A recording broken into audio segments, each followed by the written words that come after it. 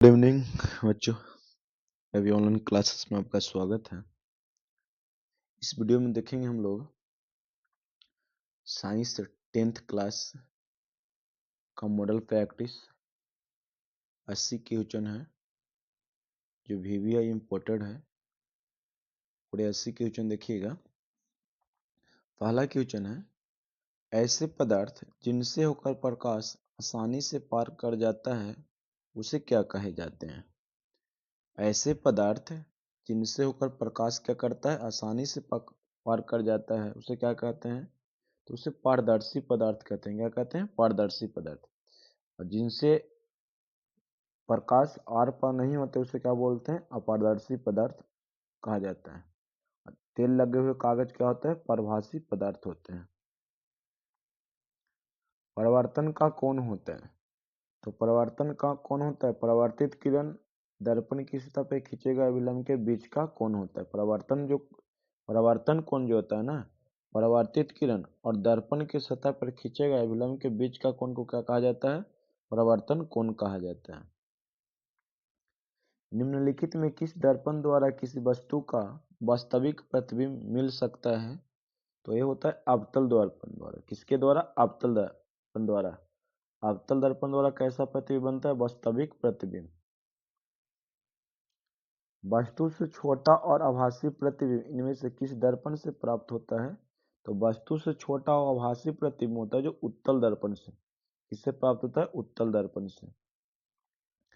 नेत्र में किसी वस्तु का कैसा प्रतिबिंब बनता है? तो नेत्र में किसी वस्तु का प्रतिबिंब जो बनता है वास्तविक उल्टा तथा छोटा बनता है। सामान्य नेत्र अधिकतम कितनी दूरी तक की वस्तुओं को साफ साफ देख सकते हैं? तो सामान्य अधिकतम दूरी पूछ रहा है तो अनंत होगा। क्या होगा? अनंत। और न्यूनतम पूछेगा तो 25 सेंटीमीटर। न्यूनतम पूछेगा तो क्या होगा? 25 सेंटीमीटर। विभिन्न दूरियों पर वस्तुओं की प्रतिबिंब को फोकस करने के लिए आंख के लेंस की फोकस दूरी किसके द्वारा परिवर्तित किया जाता है? तो सिलियरी या पछामी पेशियों द्वारा नियंत्रित किया जाता है। जब किसी तार में विद्युत धारा प्रवाहित होती है तब गतिशील कण क्या होते हैं? तो तब गतिशील कण क्या होते हैं? इलेक्ट्रॉन। इलेक्ट्रॉन के गतिशील के कारण ही विद्युत धारा प्रवाहित होता है। प्रतिरोध का ऐसा मात्रा क्या होता है दोस्तों? तो ओम होता है। क्या होता है? ओम।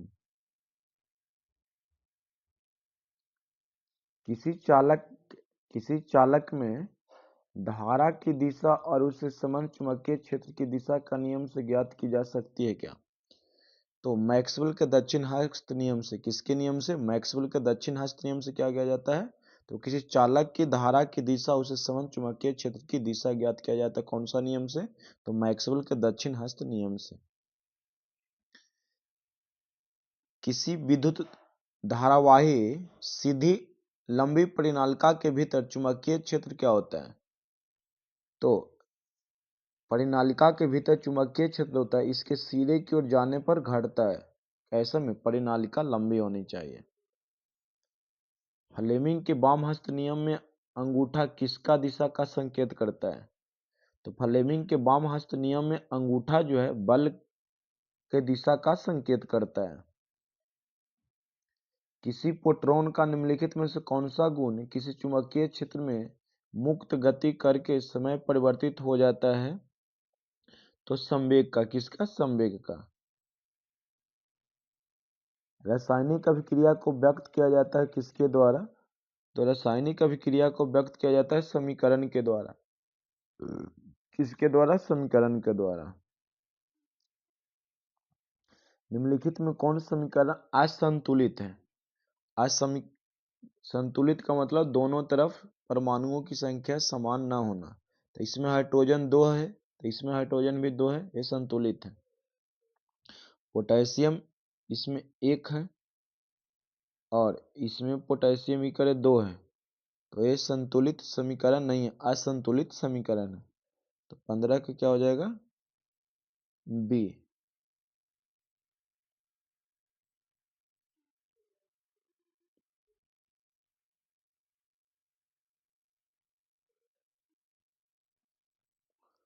और ऑप्शन नंबर सी भी जो है ना असंतुलित है।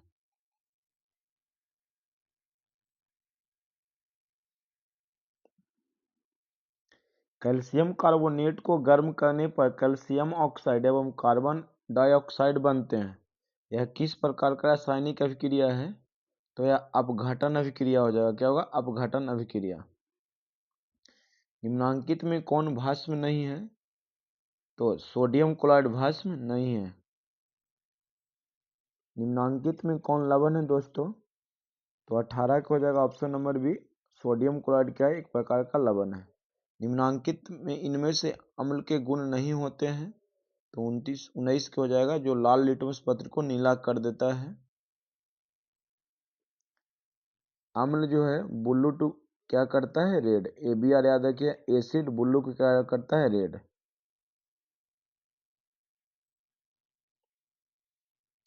निम्नलिखित में किस धातु को किरोसिन तेल में डुबाकर रखा जाता है? तो सोडियम को। किसको?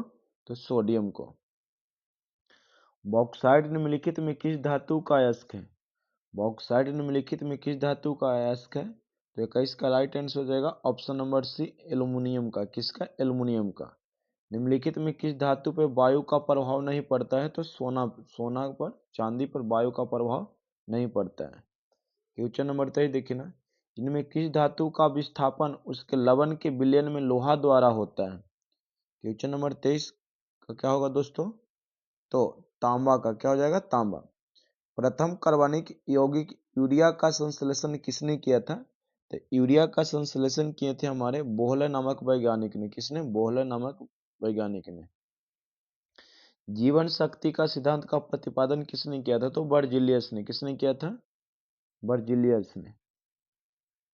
और जीवन शक्ति का अंत किसने किया था? तो बोहलर ने। कार्बनिक यौगिक में तत्वों के संयोग का आधार होता है क्या? कार्बनिक यौगिक में तत्वों के संयोग का आधार क्या होता है दोस्तों? तो 26 का राइट आंसर है सहसंयोजकता के आधार पे। वे पौधे जिनका पोषण सड़ी गली चीजों पर आश्रित है, तो उन्हें क्या कहा जाता है? तो उन्हें कहा जाता है मृतजीवी। क्या कहा जाता है? मृतजीवी। स्वपोषी भोजन के लिए आवश्यक क्या है? तो इनमें से सभी हो जाएगा। क्या हो जाएगा? इनमें से सभी। मतलब पेड़ पौधे के लिए क्या चाहिए? क्लोरोफिल, जल, कार्बन डाइऑक्साइड और सूर्य प्रकाश। क्योंकि पौधे क्या होते हैं? स्वपोषी होते हैं। पौधे द्वारा कार्बन डाइऑक्साइड लेने और ऑक्सीजन छोड़ने की क्रिया को क्या कहा जाता है? तो श्वसन कहा जाता है। क्या कहा जाता है? श्वसन। प्रकाश संश्लेषण होता है, तो प्रकाश संश्लेषण होता है हरे पौधों में। किसमें होता है? हरे पौधों में। मनुष्य के प्रक्रिया में पाए जाते हैं, तो मनुष्य के प्रक्रिया में पाए जाते हैं उपास्थि के बने अपूर्ण वलय। कैसा वलय? तो उपास्थि के बने अपूर्ण वलय। श्वसन की क्रिया में खाद्य पदार्थों का क्या होता है? तो श्वसन की क्रिया में खाद्य पदार्थों का विघटन। क्या होता है? विघटन। हमारे शरीर में विभिन्न जैविक कार्यों का नियंत्रण होता है किसके द्वारा? हमारे शरीर में विभिन्न जैविक कार्यों का नियंत्रण होता है किसके द्वारा? तो तंत्रिका एवं रसायन दोनों के द्वारा। एबिसिसिक एसिड किस तरह का रसायन है?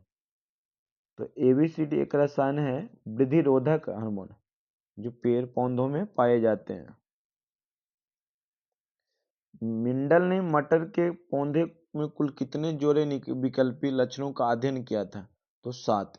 मिंडल ने, जिसे अनुवांशिकता का जनक कहा जाता है, अनुवांशिक का जनक कहा जाता है, उन्होंने 7 जोड़े विकल्पी लक्षण पे अध्ययन किया था। किसी पारिस्थितिकी तंत्र में ऊर्जा को ग्रहण करने वाले होते हैं, तो उत्पादक होते हैं। क्या होते हैं? उत्पादक। इनमें किसके द्वारा अमीबा भोजन अंत ग्रहण करता है? तो कूटपाद के द्वारा। किसके द्वारा? कूटपाद के द्वारा। पौधे में किस क्रिया के द्वारा बाहरी वातावरण से ऑक्सीजन कोशिकाओं तक पहुंचता है? पौधों में किस क्रिया के द्वारा बाहरी वातावरण से ऑक्सीजन कोशिकाओं तक पहुंचता है? तो विसरण द्वारा। किसके द्वारा? विसरण द्वारा। हार्मोन स्रावित करता है कौन सी ग्रंथि? तो हार्मोन स्रावित करता है अंतःस्रावी ग्रंथि से। किसके द्वारा? अंतःस्रावी ग्रंथि से। CFC का पूरा नाम बताएं। तो CFC का पूरा नाम हो जाता है क्लोरोफ्लोरोकार्बन। क्लोरोफ्लोरोकार्बन। गोलीय दर्पण में दूरियों को हमेशा किसके सापेक्ष मापा जाता है? तो ध्रुव के सापेक्ष मापा जाता है। गोलीय दर्पण में यदि दर्पण की फोकस से बिंब तथा प्रतिबिंब की दूरियां को x तथा y में व्यक्त किया जाए तो क्या होगा? तो एफ स्क्वायर बराबर एक्स वाई हो जाएगा। क्या हो जाएगा? X y. दाढ़ी बनाने में किस दर्पण का प्रयोग किया जाता है? तो अवतल दर्पण का। किस दर्पण का? अवतल दर्पण पे। क्वेश्चन नंबर 44 बताइएगा, मानव नेत्र में प्रकाश किस रास्ते से प्रवेश करता है? तो मानव नेत्र में प्रकाश प्रवेश करता है पुतली के द्वारा। किसके द्वारा? पुतली के द्वारा। रेटिना पर बने प्रतिबिंब को विद्युत संकेतों में कौन बदलता है? तो 45 का हो जाएगा रॉड तथा कोन्स।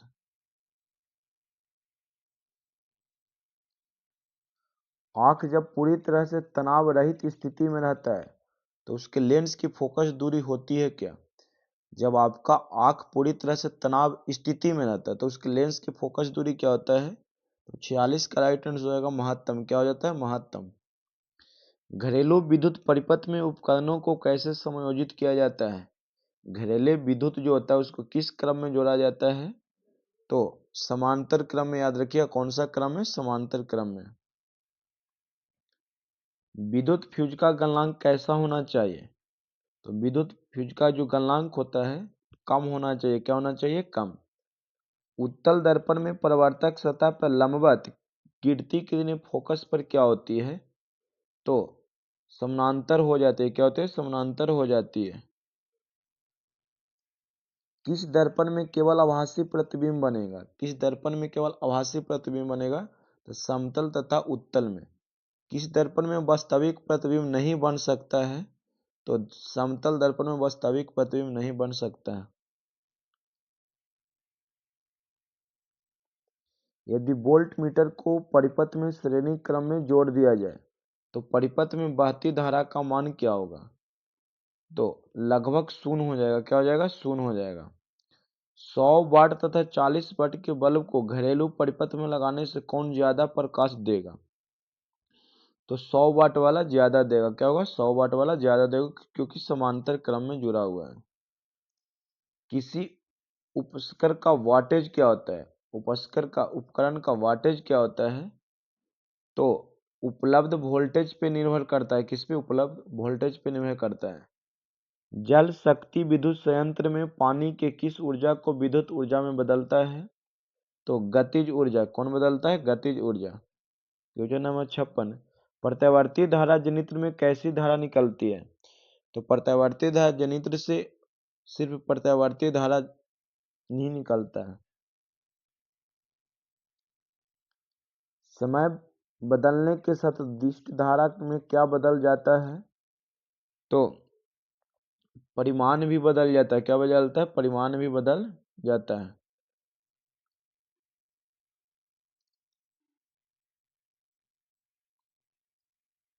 निम्न में किसका उपयोग खाना बनाने वाले ईंधन के रूप में नहीं किया जाता है?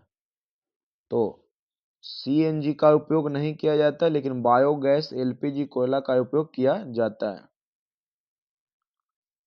निम्न में से किस देश को पवनों का देश कहा जाता है? तो डेनमार्क को पवनों का देश कहा जाता है। आदर्श ईंधन कौन सी गैस उत्सर्जित करता है? तो इनमें से कोई नहीं हो जाएगा। Option number C. आदर्श ईंधन के लिए प्रति एकांक द्रव्यमान से मिलने वाले ऊर्जा का मान होना चाहिए क्या? तो ज्यादा। क्या होना चाहिए? ज्यादा। धातु के ऑक्साइड कैसा होता है? तो धातु का ऑक्साइड क्षारीय होता है, मतलब क्षारीय कहें या क्षारक कहें। निम्नलिखित में किसे रसायनों का राजा कहा जाता है? तो रसायनों का राजा सल्फ्यूरिक अम्ल को कहा जाता है। कास्टिक सोडा का सूत्र क्या होता है? तो सोडा मतलब सोडियम, कास्टिक मतलब OH। तो क्या हो जाएगा? Sodium hydroxide. Option number A.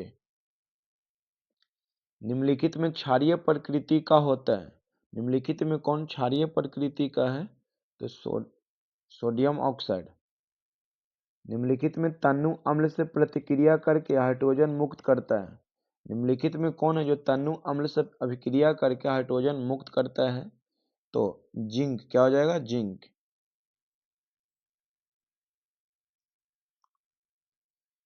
निम्नलिखित में कौन सा युग्म विस्थापन प्रतिक्रिया करता है? तो सिल्वर नाइट्रेट के घोल एवं कॉपर। खाना बनाते समय यदि बर्तन की तल्ली बाहर से काली हो रही हो तो इसका मतलब क्या है? इसका मतलब है ईंधन पूरी तरह से नहीं जल रही है। प्राकृतिक रबर किसका बहुलक होता है? तो प्राकृतिक रबर आइसोप्रीन का बहुलक होता है। किसका? आइसोप्रीन का।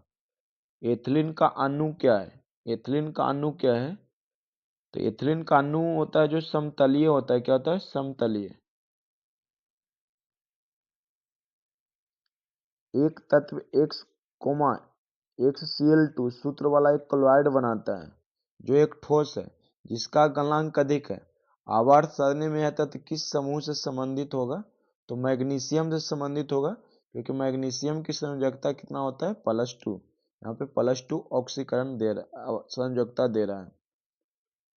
किस आवर्त में सबसे अधिक तत्व होते हैं? तो छठा आवर्त में तत्वों की संख्या 32 है। कितना है? 32। सातवां आवर्त में भी 32 है, लेकिन पहले 28 था इसलिए अधूरा तत्व वर्ग कहा जाता है। पांचवा में 18, चौथा में क्या है? 18 है। कौन शून्य वर्ग का तत्व है? शून्य वर्ग मतलब अक्रिय वर्ग 18 से संबंधित है, तो हीलियम, जिसे अक्रिय गैस कहा जाता है। न्यूलैंड ने अष्टक नियम कब दिया था? तो न्यूलैंड ने अष्टक नियम कब दिया था? तो 74 का राइट आंसर हो जाएगा 1893 में। एक गलत हो जाएगा, 1856 में दिए थे। कब दिए थे? 1856 में।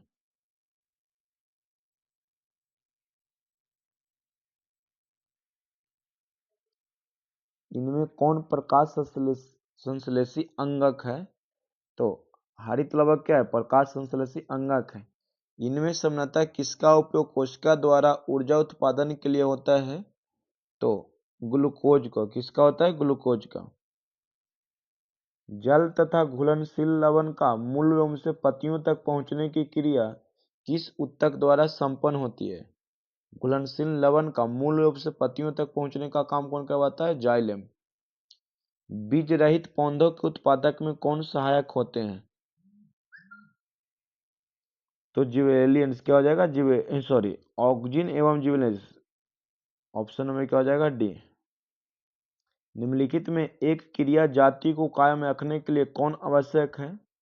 तो जनन। क्या होता है? जनन। अफ्रीकी मानव का सबसे निकट संबंध किससे है? तो चिंपैंजी से।